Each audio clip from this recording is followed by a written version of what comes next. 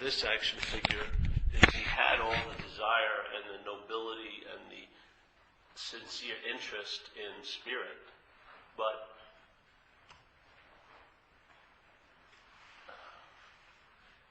the sense of its manifestation was set up that it had to be based on me doing something or having something. Yeah, I played a major role in the spirit manifesting in this life. In other words, in a sense, if you wanted to call that energy God, there was a bigger God getting to that energy. And that bigger God was my mental process, selfing. Yeah? It was playing God with God in a way. So I was not going to, it's not like God was going to intrude on me. I had to get to know him. So I would say, if my not wanting to know God isn't strong enough to keep that out of my reality, then I must be a bigger God than that God I'm seeking. Yeah? If I could make what's always so and everywhere not seem to be, I must be the bigger God than that God. And so the mind, the selfing, plays God in a way. It plays God and it makes it an object or an achievement or a goal that it will get. Yeah? All the while, all the activity, you think the light is on God, but it's actually on you. It's like the sun is you and the moon is the idea of God. So you get a reflection of your self-obsession in that idea of God, and you're moving towards God, but all the while the spotlight is on you as the one moving towards God. Yeah? God is just like it's like Christian Bale in that movie, The Fighter. It's the supporting actor in this drama of you. Yeah. It's like the sun is obsessed with me knowing God. Yeah. So the emphasis is on the me and the knowing, not God. Yeah. Because obviously, if there was a recognition of God, there'd be no knowing God. You can't be a separate thing that could know God as a separate thing. There would just be knowing, yeah? Not knowing of any object, but a sense of knowing. And that's not something that an object can achieve. Yeah? So its idea of knowing is predicated on a format that's flawed. It makes everything it knows an object to it as the subject. That form of knowing is what's blinding us, really, to the condition that we are at all times. Because the way the mind knows things, it makes it something else, and then it wants to know it. And to know it, it believes it has to approach it through doing and having. Yeah? And the whole approaching it and the whole acquiring it and achieving it isn't on what's being sought, but on the seeker. Yeah? When you realize you're not the seeker, it's all on what's sought. Yeah? And the nature of what's sought is that it's always here at all times. The nature of the seeker is that whatever occurs here is going to probably be infrequent and it's going to be based on circumstances and situations. In other words, it's going to come and go quite a lot. Yeah. But if the sought is calling the shots, then the reality of the sought leaks into you, not the reality of the seeker trying to get the sought. Yeah. The seeker giving the sought its meaning, which is it's an object to me as the subject. That's why it's not sense that's always here at all times, because it just doesn't fit into the paradigm we're identified with, yeah? We believe that we're always here at all times. So everything we're seeking can't have that same role, because maybe it would be looked at as more me than me, yeah? So we don't want to recognize something that's always so at all times, because it would negate the fact that we think we're always so at all times. It would shine in all those pauses and all those interruptions and all those moments where there's a real obvious absence of you. Yeah? That thing that's always so wouldn't be able to be papered over. Yeah? Those absences and those pauses. It's like just a continuum keeps on going. It's me. Even when there's the absence of you, the me claims it as an experience. Yeah? It covers its tracks, but if the light was shining at all times, everywhere, it would be unmanageable to the selfing. The selfing just could not deal with it. Yeah? The selfing could not make up enough excuses and rationalizations, and it couldn't claim it quick enough to sort of change it from an always there at all times to a something that I'd gotten in contact based on what I did. It couldn't do it. Yeah? It would be it would be just brought to its mental knees in that allness, yeah? There would be no way it could approach what's unapproachable. But if it makes it an object to it, then it can look like it's approaching it. Yeah? But never to be found. You'll have experiences of what you think you call it, but it can never occupy you because you're preoccupied with self. As soon as you're preoccupied with self, if that mind identifies or is just reflecting the idea of I'm a body all day, it can't be filled by what's always here at all times. All the way it can see it is I can drink of it. I, as a verb, can do that. I can drink of God, but you won't realize you're totally saturated with it.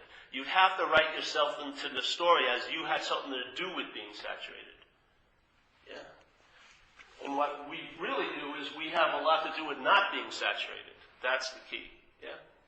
So we have a feigned wetness or dryness, and now we're believing we're seeking wetness. But the feigned dryness protects our mind from ever being caught with its pants down.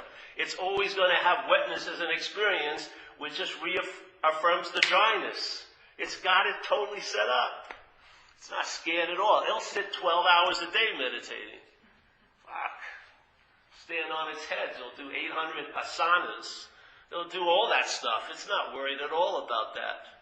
It's not worried about the spiritual life. One's bit. It's going to get really good food. Probably meet a babe to screw. You know, usually, like I went to this place called Spirit Rock once. And I used to call it, you know, in Buddhism they call it the middle way. I would say that's the upper middle way. It was much better than my house where they had me in. They had like eagle claw bathtubs, best food I've eaten. What did I have to do? Sit and not do anything? All right, sure. Act like I was really sincere, I guess. Beautiful ground, streams running. Oh, this is really difficult. You know what I mean? Well, there's the ones that set up like a 7-day retreat, and you live like a street dweller, but they always know they're going home on the 8th day. That's not living on the streets. Living on the streets is there's no home to go to. It's a cardboard box. That would maybe shake you up a little bit, but you can put up with anything as long as you think it's going to end, right? And then you get used to it like a marathon runner. First you can just do 3-day retreat, then 10 days, then you become a pro. 3 months, 6 months. Throw some tantra in there, some other things, make it a little bit interesting. You know, I mean, this mind isn't scared at all with that. It's fucking lapping it up like, that's easy as hell. The thing is the sense your own total irrelevance, so that's scary to it. Yeah. To feel an irrelevance, it has a real bad connotation to irrelevance. Yeah. And its desire not to go there is really like the bars in this pseudo-prison. Its desire not go to the irrelevance. Like I know some people who are going in and out of recovery, and everyone that sees them, they go, the only thing that's probably going to help you is like a long-term program, yeah? And they will not go there. And so they just get their ass kicked and ass kicked and ass kicked. And then they finally, after years, they come to that conclusion. I think they need a long-term program, and then they move in. And probably they'll come out sober now. Yeah? But the last thing that they wanted to do is exactly what was needed. Yeah? So the irrelevance of self is really when you're scratching, you've gotten through the veneer, you know, and you're scratching at its underbelly. Because it really wants to have some importance in your story. Yeah? It wants to be the one that, if I didn't let go that night, I would never have known God.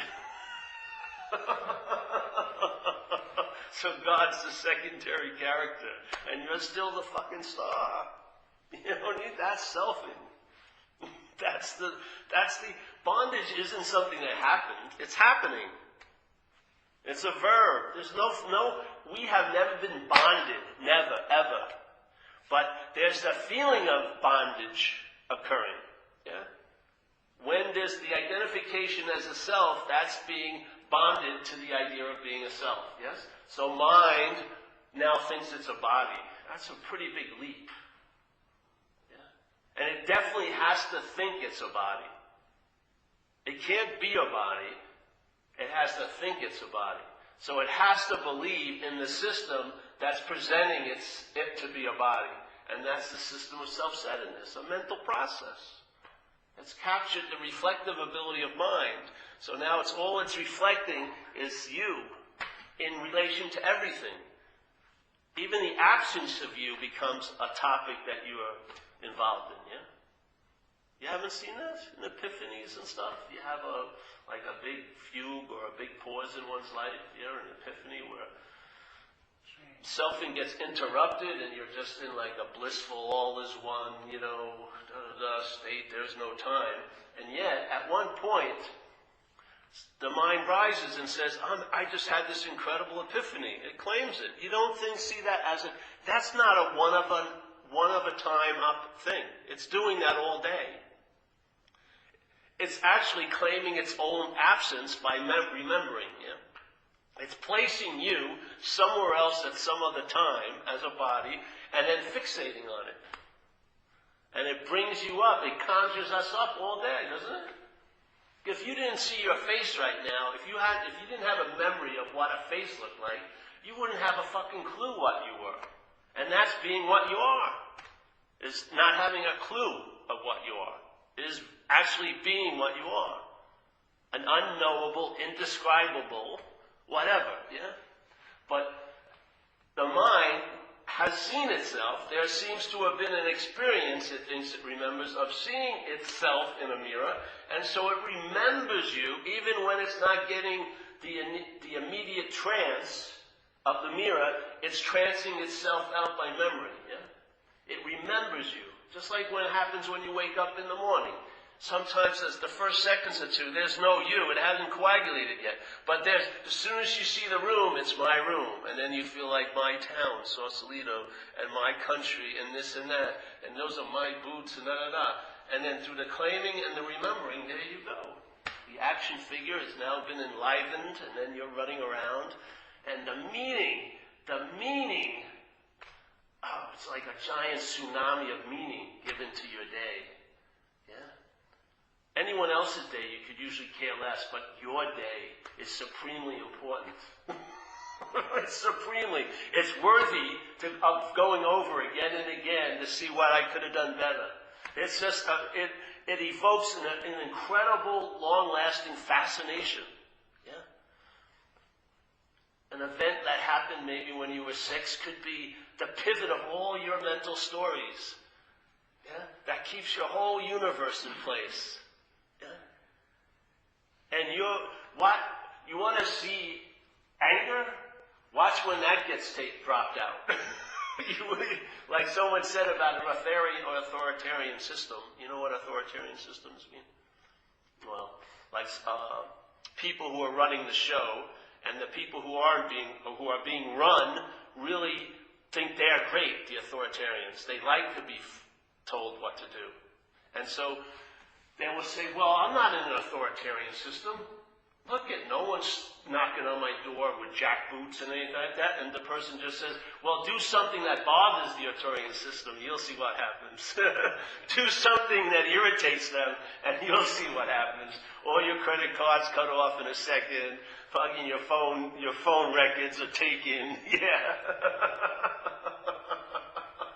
So this thing could seemingly be benign, but when there's a question of its relevance, man, it bears its teeth.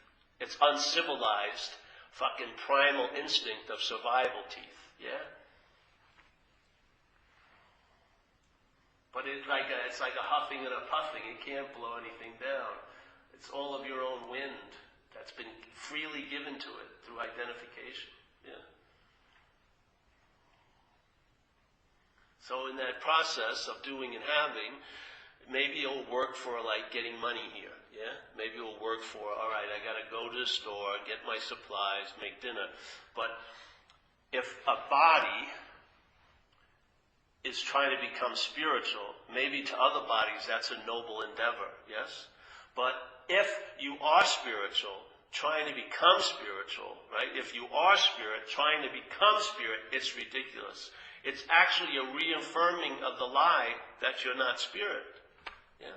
So no matter how much you get good at having spiritual experiences and sort of mimicking what you believe is a spiritual, quote-unquote, person, the fact is, the inherent spirit is being denied in that identification as being spiritual. Yeah? The inherent spirit is being denied because you have a substitute. The mind is giving you a replica of what it thinks spirit looks like. Yeah? Like another glove. And so we put it on the glove and it's like a puppet sock. Yeah? So you ever see it? I remember when it first started happening with me. First you got to get the whites, yeah? And the patchouli oil or something and get that loving gaze, yes, I'd love to rip your fucking throat out, but pass me the azuki beans or something, yes. And then instead of competition in the corporate world or in the sport field, it'd be in the meditation hall. Who sat the longest?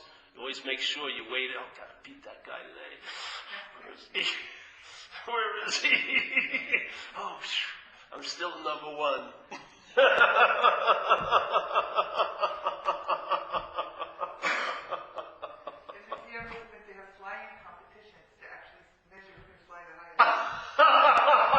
It's like the spiritual Olympics. But it's really, in a sense, maybe that spiritual life is the destiny of an action figure, but to have it totally implode, then when it appears again, it'll have a new spirit in it, yeah? There'll be a mental relaxation. There won't let's say, here's my head, and my head has spiritual conditioning, yeah? It thinks like it has a tendency to go towards the ecstatic life or the monkish life, it sort of likes those books and the solitude, yeah? And it goes towards that. But the tricky thing is, if the head is in the act of being identified, yes, as this, then this, which is representing a system called self-centeredness, is giving everything that happens the meaning it has to us, yeah? So here, all right, meditation, quite nice thing, can be very helpful. Can chill out your high blood pressure, have your mind get a little more peaceful, yes, let stuff come up that could go. Yet, but here's, if the system is in place, self-centeredness, that you are going to be the one who does and have the meditation, you'll start seeing the symptoms of that, where now meditation becomes more important than walking the dog, or cleaning your house, or seeing someone else or something else. And if you miss meditation, the interpretation of the day is the day's going to suck because I didn't get my meditation in. So all day you're trying to rush to get back to the pillow, let's say, to make up for that meditation. Yeah? You see how the idea of meditation now just becomes another bonding mechanism for the mind to be identified as a spiritual self. Yeah? You can see. And so if you have a noble idea about spirituality, it's the glue of that bonding agent is really strong because you think it's much superior than any other activity. You're more of like a spiritual elitist in a sense. I'm doing something really noble. You spending your time at Whole Foods talking. No, I'm going home and yes. Yeah, the meaning that's being given to it is unbelievable. So the iron chains you may be able to recognize. You don't realize the gold chains that have you bonded to this idea. And if you miss a meditation, woo! It feels like missing a night's sleep. I don't have any spiritual, yeah. Spiritual, but it feels so good in the body, like sleep. And if you miss a night's sleep, your body doesn't feel so good. Yes. But you're advanced, honey. You're an advanced master. I'm talking about the Cretan movement of self-centeredness, how it claims everything. You went far beyond that by now. Yes. It was better than before, though. What was it? For sure. There's nothing wrong with any of that stuff. I'm just trying to point out something to you because it hadn't been pointed out to me, and this is what happened with me in my pursuit of spirituality. I practiced a lot of stuff for a long time, and I didn't know all that practice was being neutered by this formation or template of how mind was approaching or relating to that activity. It was relating to that activity as the doer or the subject, and that there was going to be an object I was going to get at the end of that practice or during that practice that was going to give me as the subject an advantage. This is total dualism, extreme dualism in action. How was, so all this stuff, I had tons of spiritual experiences, visions and this and that, whirling mandalas and all this and that, but nothing radically changed. Yeah? The same template was being put on every event. And it's not the event, it's what's causing the event to be interpreted a certain way that has more influence than anything you ever do. Yeah? It's the feeling of who is it being done to or who is doing it is much more powerful than all the activities underneath the template. So when I heard this invitation, someone said, "Hey, Paul, I was looking for another meditation technique, super turbocharged Kundalini or something." Because I got sucked into demonstration near the end for me. If there was a real demonstration of juice happening, I thought that was the real deal. Yeah? I was attracted to that, where people were going out in trances or the Kundalini. I said, that's it. Now this is really happening. And then I was with a woman in this cult I was in, this Course in Miracles cult. They didn't take themselves to be a cult, but I think they qualified. And she'd been there for 5 years, and she was like one of the biggest light junkies, they call her. This lady just went off, blissed out, just unbelievable juice coming off her. And I went out with her, and after 5 years of this, she said to me, "Paul, it doesn't mean a damn fucking thing." And she saved me a whole lot of time, because I was very attracted to that stuff, and she says, "It doesn't mean a damn thing." Yeah, so, okay, thank you. And so I was looking for another form of meditation, and then someone just asked me, "Well, why not look at who's the meditator, Paul? Why not look that way?" Yeah. Maybe there's a fundamental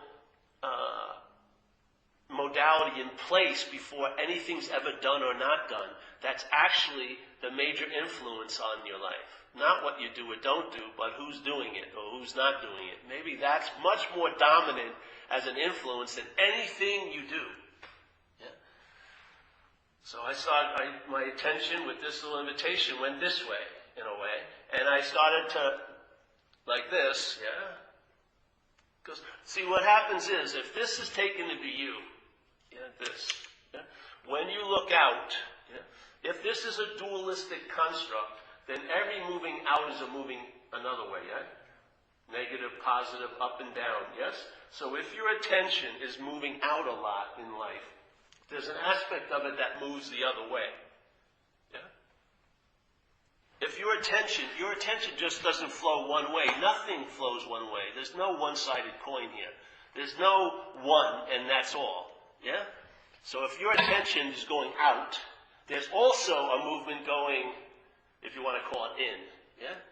Now, what occurs is, if you're identified as this, what the attention hits is this as you. Yeah? It takes this, the mental process presents you as, hey, I'm a long-lasting, independent, separate entity. And the body represents that. I may be emotional and energetic and mental, but really the body locks it all in place. Yeah? So here's my attention going out to Mary and Deb and everything in this room. I'm seeing, hearing, feeling, tasting, touching, yes? Seeing thoughts. And yet, also it goes this way. This is the loop of self-importance, because all the attention hits all these different objects, yes? Has contact, but then when it's brought back, this line that could goes to one point, this point. And so all of it gets brought back to you. And you're the seer, you're the hearer, you're the feeler, you're the taster. Not the you that's infinitely spacious, but you as a body. Yeah? So it's almost like a two-sided mirror. One mirror is reflecting everything, yeah? One side of the mirror is reflecting everything like this. Seeing everything, this and that. And there's another ability to reflect infinity, let's say. Yes? Spaciousness, no-thingness. But this side, yeah, has been painted over, and your little happy face has been put there. So every time your attention comes back from its little foraging in the world, it comes back to what? You! Yeah, you as this. So this energy comes back and just gets stuck into this vortex of self-obsession. And then there's a suffering built. This produces an exquisite suffering, yeah? Because you not only suffer now, you suffer a preemptive suffering of there, and then a regretful, resentful, or nostalgic suffering of then, yeah? And it just circulates. So now everything's going out still, yeah? Meeting, but then it's all hitting you. Yeah? And almost like a bloodhound, whatever this system is taking to be itself, that's where the attention goes. So boom. Now what would happen if you entertained, I'm not that, funny face, yeah? I'm not that representative, the physical aspect of Paul being what I am. That would be the opaqueness, which is just an appearance, would drop, and then the attention would go this way. So as you were living, you'd be living like this, yeah? Instead of living like this, where everything gets caught in this loop. Everything, how it pertains to me, how it pertains to me, how it pertains to me, how all these thoughts pertain to me. It would go through, yeah? And I don't think it has any limited orbit. It just goes into infinity. It just goes into space, and that attention, almost as if it goes somewhere and it brings rain, and then that rain drops on you here. Yeah? If the effects of looking into infinity have an influence on how this travels, yeah? It brings it a water it can't get with all this fucking watering of self-attention on me. You're dry as hell. This into infinity brings you an incredible, refreshing amount of water. Something drops in you. You get influenced, and it shows. You start traveling lighter. The emphasis on time becomes less because you realize that's just a mental realm. Yeah? It affords the mind in selfing, when it identifies you as a body, it affords it to be able to fixate it somewhere else at some other time. So when this system thinks about me, in the past it thinks about me as a body.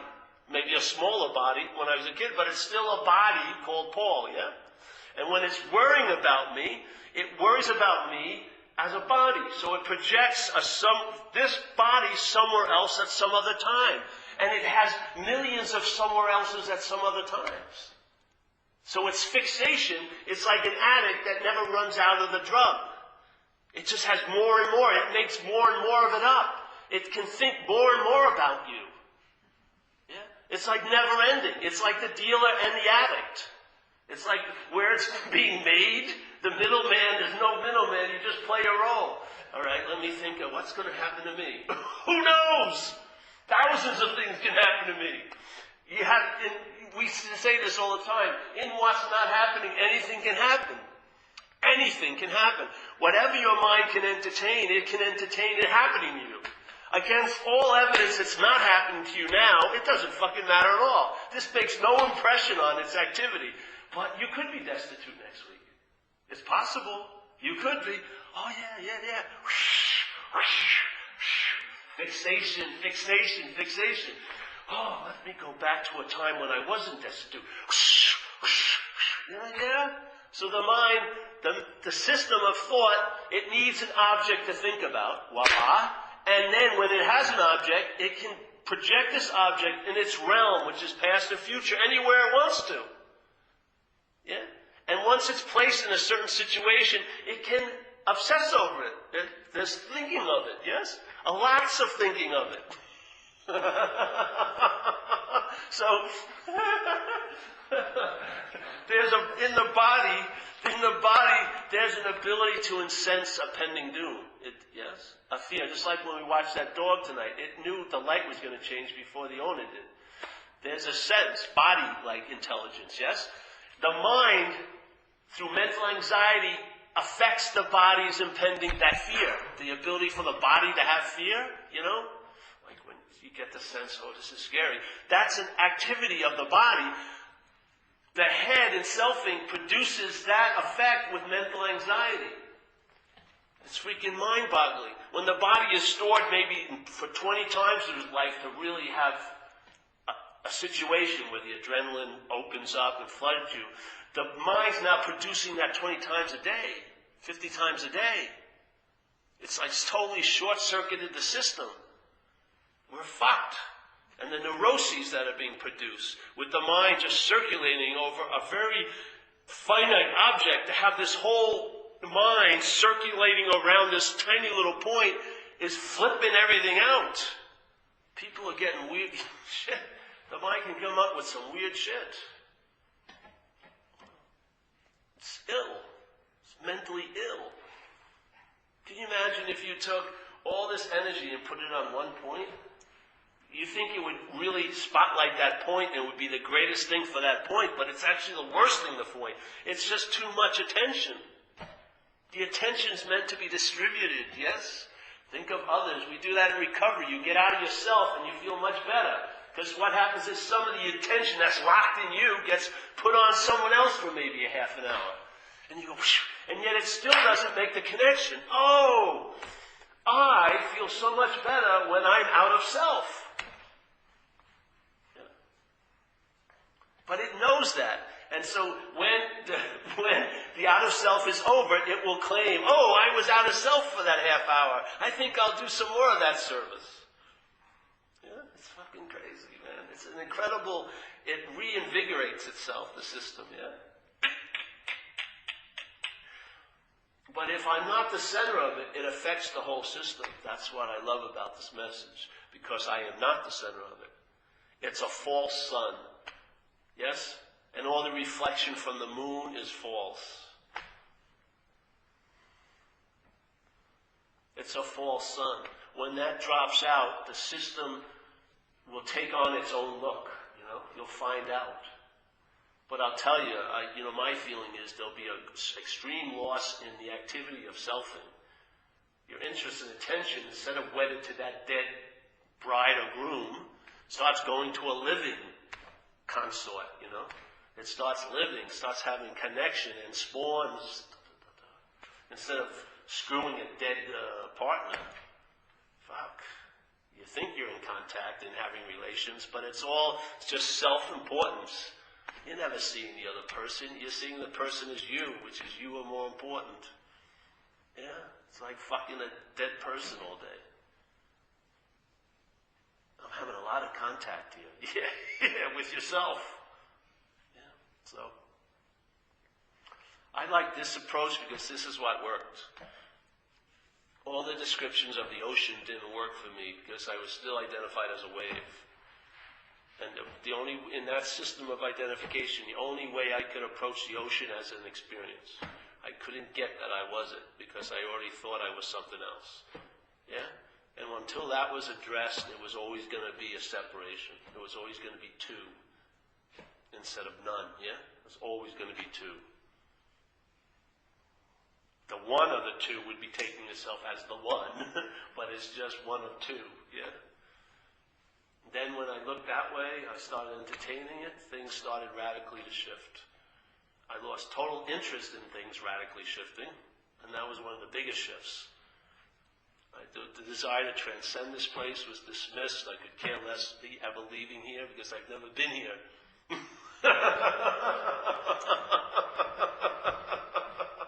It pisses me off and does everything, but none of that is me. It's just activities of mind, like rubbing against something. Mind rubbing against manifestation. It's going to create sparks, but you're not the one. Yes, that's the good news.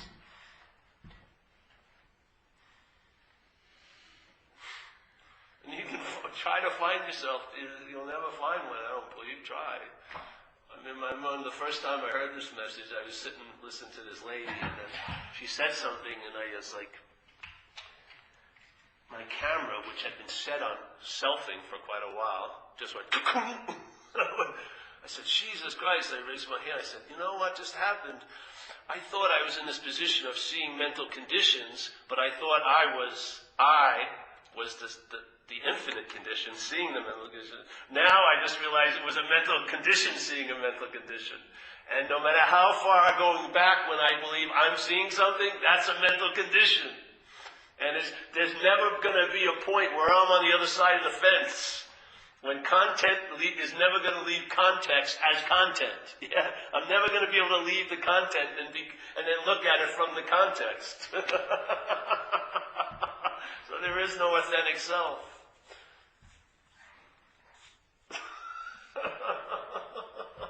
That whole thing.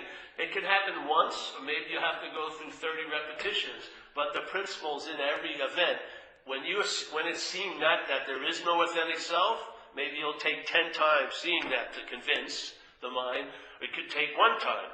But sooner or later, it will be convinced there is no authentic self. There is no one. Yeah, that anything's happening to.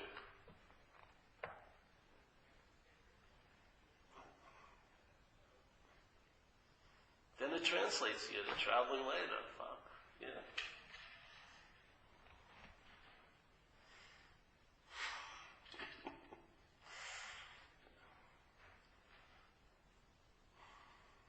So in recovery, I humbly believe there's been a wrong diagnosis of the disease. I don't believe it's obsession with self.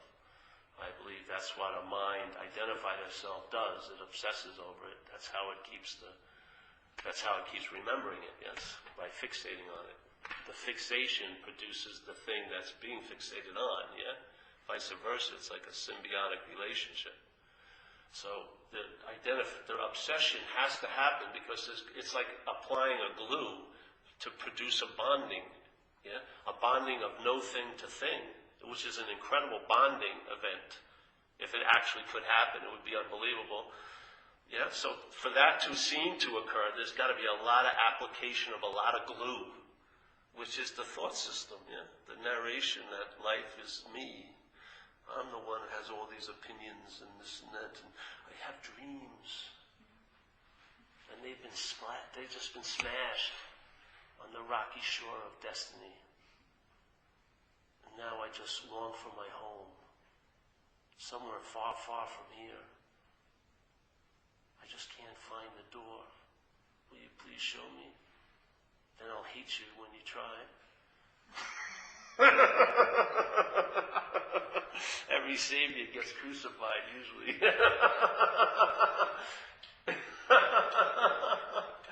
So, yeah, it's sort of cool. Any questions tonight? It worked. Jeff's asleep again. Incredible. Oh, I woke him up. This is where he gets his best rest here. No, I'm meditating. Oh, you are?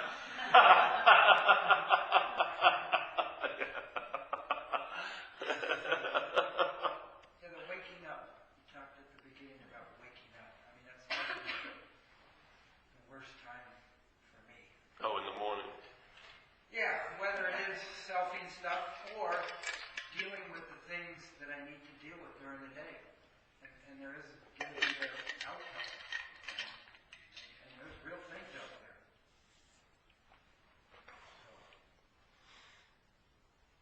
Yeah, the worst time when I was first in recovery was that, because when I woke up, I thought I was still underneath that managerial team of selfing. So I had gotten my ass kicked following its lead, so it took me a few minutes to get over that anxiety, and then I remembered I was in recovery, and that, a law firm of Hedeman wasn't running the show anymore. And he started coming over me, and more I entertained things, the less and less that anxiety occurred. Yeah. Now, at times, see, when you wake up, there is a very clear moment or two that you're not there. The appearance it doesn't usually coincide exactly when you wake up. It's a little late.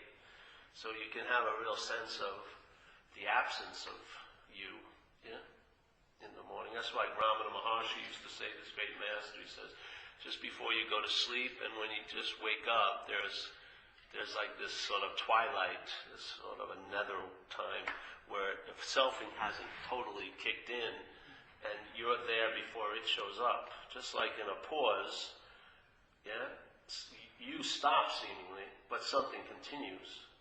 I would say that's what we are, is what continues. How can we be what stops and still be there? Yeah. And once that little bit of mistake is corrected, Once you see that you're not this, it's like calling off the dogs, really. Your interest and attention gets brought back. Yeah? All the little pieces of remembered fabrics you've been letting the dog sniff or run after all day. There's no more of that. And then the dogs just start having fun, rolling around. Maybe you walk by, you see a beautiful flower, or you see a crack, and you go, wow. Or you look up, and there's a shooting star sometimes. Just weird things start calibrating, yeah? And it's just amazing. Because your attention isn't arrested yet. It's alert, it's waiting, yeah? And things arise and it goes to it. But usually it's arrested already. Because it's you who's attending, yeah? You who's attending just limit, and it becomes tunnel vision with your attention. And that attention's there to serve the mental process of selfing, really, yeah? But when it's not bonded to that process, the attention is like free-ranging. Yeah? You're alert, and you're almost like a 360-degree swivel. You're not tunnel vision. You can actually check things out. Yeah? And then receive incredible downloads, really, of information. And they go by the chute of claiming it. They just come in, and it's almost as if what would usually go into your system of thought gets hijacked into another chute and goes somewhere else, gets regurgitated, redigested, revised, and then it downloads. And you see Jesus Christ. It's totally different than how the information was being interpreted from selfing. It goes by selfing and gets interpreted from I don't know what, and then downloads, and then you're like, whoa. It's like panavision instead of tunnel vision.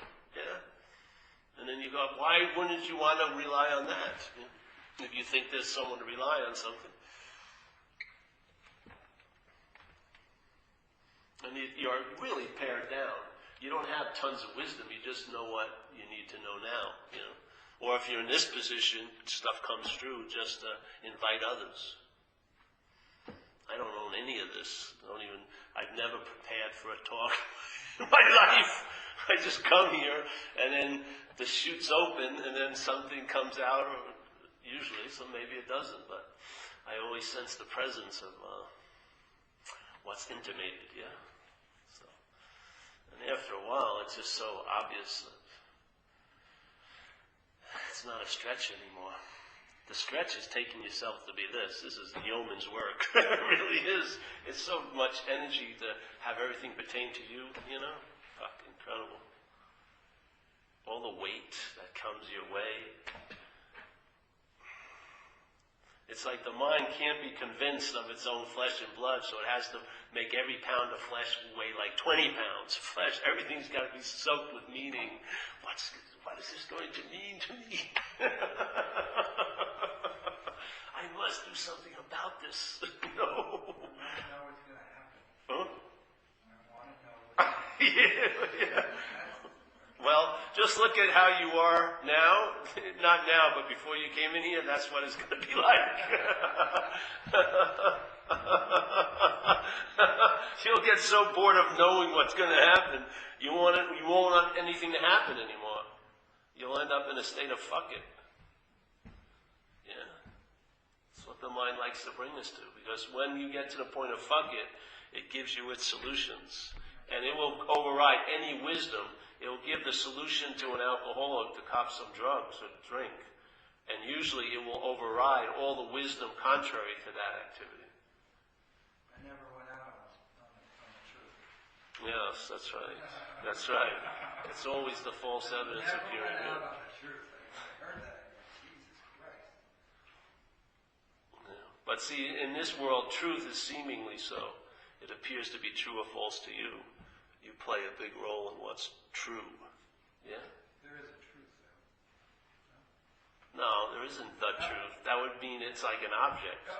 There's no the truth.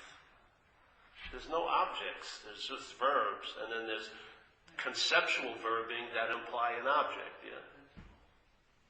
So I see you as an object. Are you an object? I don't believe so. But there's an appearance of a body. And I identify that body with Deb. Yeah. So when I see Deb as that you, I forget that I'm a you to her, and I take it to be me.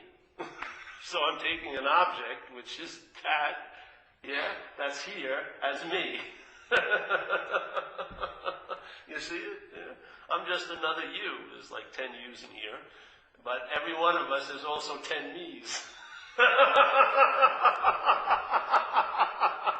It's like that Indian thing. There's actually there's one I, 10 me's, and 10 yous. Yeah? So there's one I and 10 yous. Yeah, that's pretty cool. And then the 10 me's, whoa, that's a real bit of identification or interpretation, yeah? So in the act, there's a you. I'm seeing an object, and I'm calling it you. I'm seeing seemingly from this object, but I call this one me. If I recognize this is a you, just like that is a you, that would be the I. Yes, the I of spirit. That would be clarity. Yeah. But this I is taken by my head to be a me, which is a you. It's just a body identified as my body. And that creates the system called self-centeredness. Yeah? This becomes the center, and the system does its thing. Presents everything according to you. Whew, it's a lot of work, man. Isn't it boring as hell if you hear someone else talk about themselves? But you've been listening to that thing talk about you, and it's so incredibly novel. I love it. Oh, I'm so fascinated. What's going to happen to Paul today? Someone else comes over, you're bored with it in a minute. Why is that? Because it's not about you. It is about a you, but you call it me.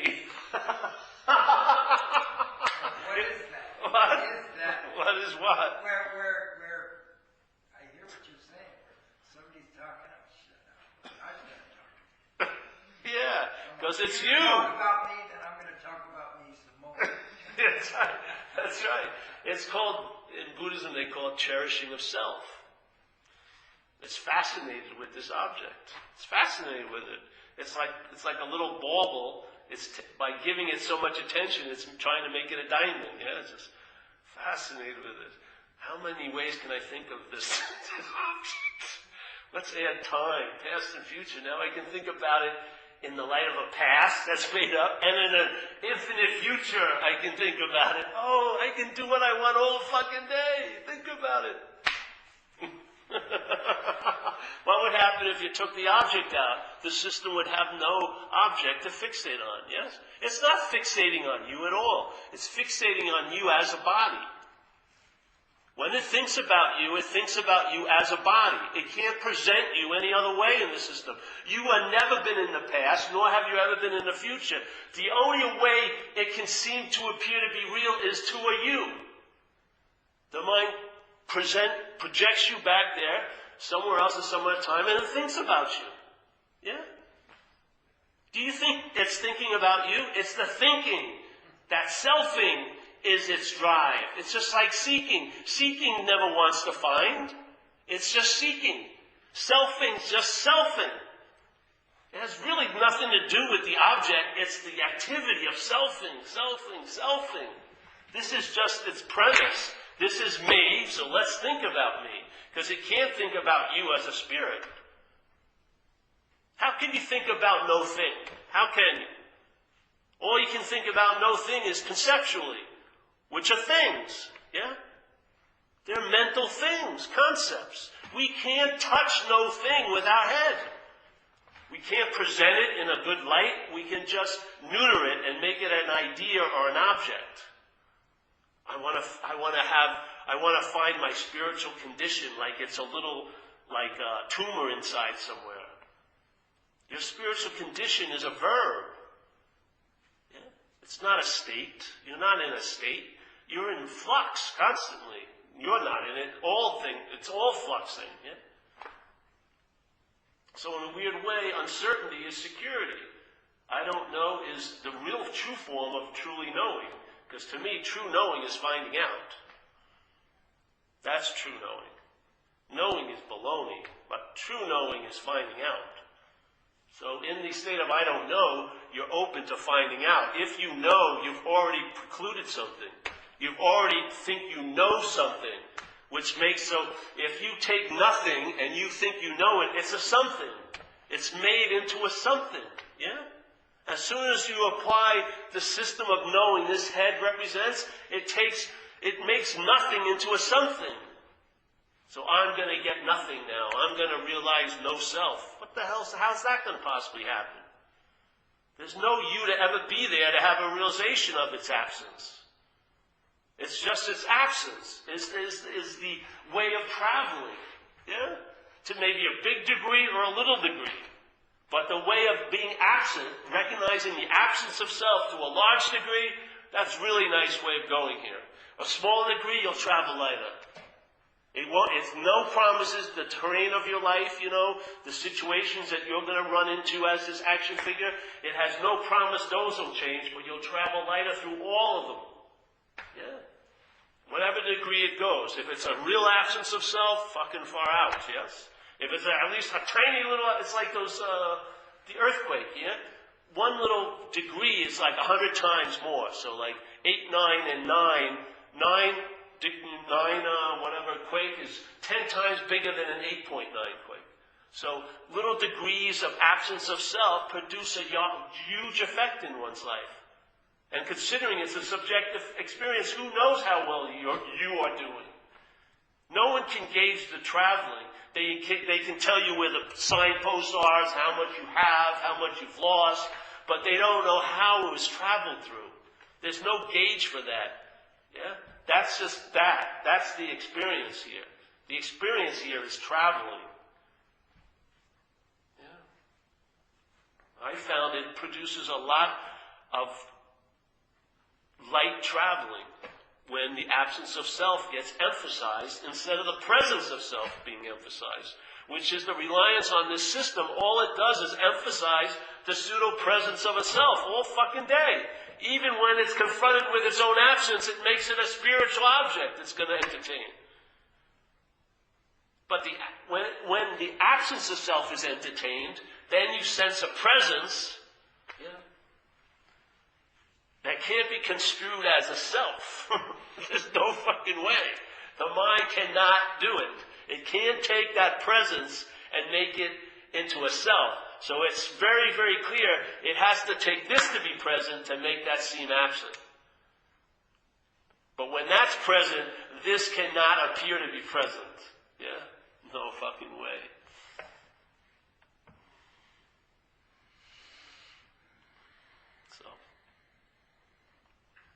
Hallelujah. Seriously. I mean, this has an immediate result, an immediate reaction. You don't have to wait till next week's intensive. Yeah. You don't have to sign up for anything. It's just, I have total confidence in mind as mind. It's just in like a yogic posture of selfing that's causing it to receive everything like this. When the message is this. Oh, so when this receives the message, it just takes it in as this. No. Yeah, the message is this. There's no way you can receive it as this. That's the beauty of it. So, yeah. Oh, you got the shirt on already. There you go, bro. I like that. Quickly. Any questions tonight?